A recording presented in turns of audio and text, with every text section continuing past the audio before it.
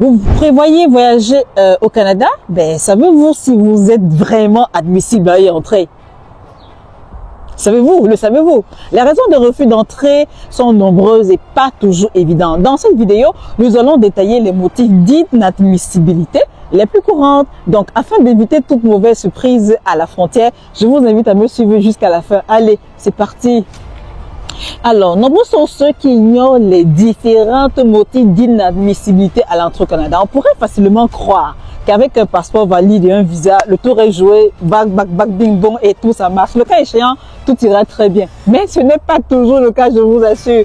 Même si vous avez déjà voyagé au Canada sans problème plusieurs fois, cela ne figure ou cela ne signifie pas que vous n'aurez aucune difficulté cette fois-ci. Le gouvernement canadien est très strict là-dessus. Et le gouvernement canadien aussi applique des règles et des réglementations strictes pour garantir la sécurité publique. Si vous ne répondez pas à ces critères,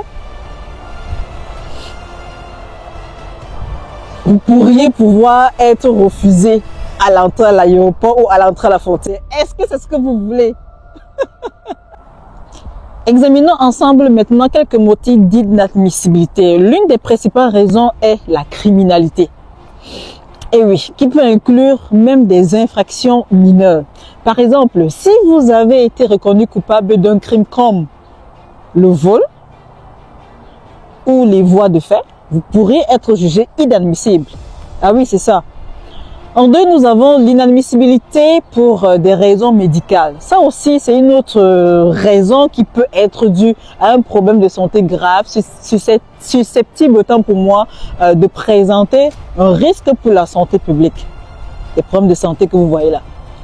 Il y a aussi des difficultés financières qui peuvent également entrer en ligne de compte.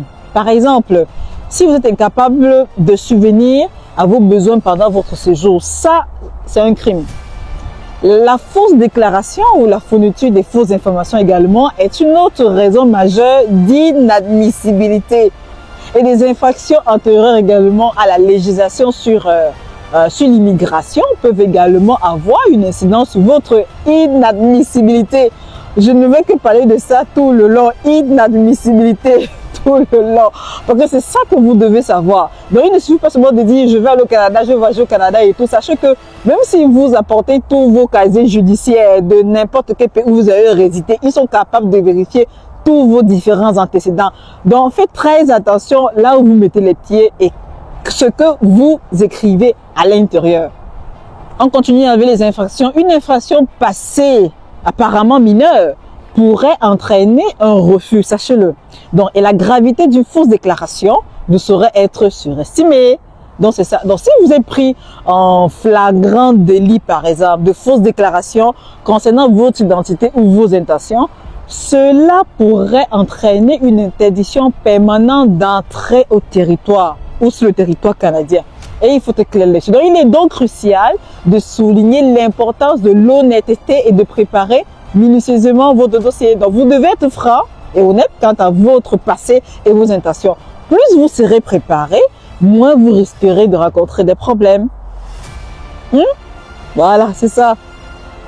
Donc, voilà, c'est ça. Donc, plusieurs motifs d'inadmissibilité sont à prendre encore, notamment les antécédents criminels, l'inadmissibilité médicale, les difficultés financières, les fausses déclarations et les infractions antérieures à la législation de l'immigration. Donc, il est essentiel de bien se former avant de tenter d'entrer au Canada. Ah, on ne cessera de le dire. Donc, si vous avez fait des démarches d'immigration au Canada ou si vous avez des questions, vous savez où me trouver. N'hésitez pas à les poser dans les commentaires ci-dessous. Et si vous souhaitez voir plus de vidéos sur l'immigration canadienne et des conseils de voyage, ou bien si vous avez des questions, commentez-les, je vais les répondre. N'oubliez pas de vous abonner et activer les notifications. Allez, prenez soin de vous et à très bientôt.